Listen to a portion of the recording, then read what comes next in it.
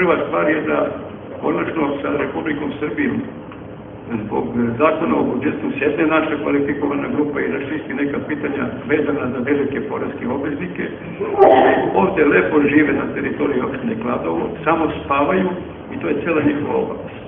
Vi znate na koga mislim na javno preduzeće Hidroelektrana Đerdap, omladinski kamp, nacionalni park Đerdap, Srbija, šume Srbija, vode, banke, poštu i sve one ostale koji ovdje veoma lepo prihoduju, a mi tavorimo na način na koji je potpredsjednik objasnio. Sednimo jedanput i razgovaramo sa verovatno novom vladom i sa novim ministarstvom financija o ukupnim odnosima koje ima ovaj grad sa ovakvim pozicijama, a sa ovakvim stanjem situacije koje mi imamo u našim gradima.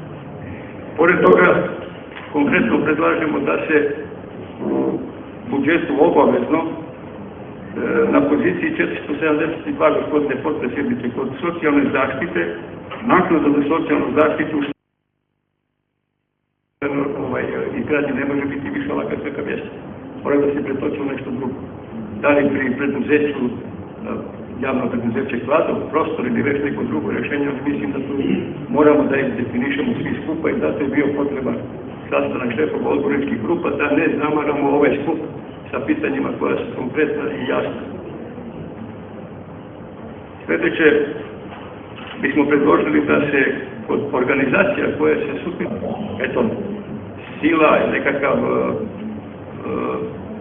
organizovani oblik tih ljudi koji će za 200.000 godišnje moći da funkcioniše.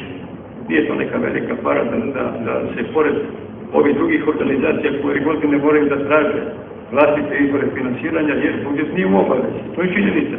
Budžet nema obavezu ni prema njima, ni prema sudu.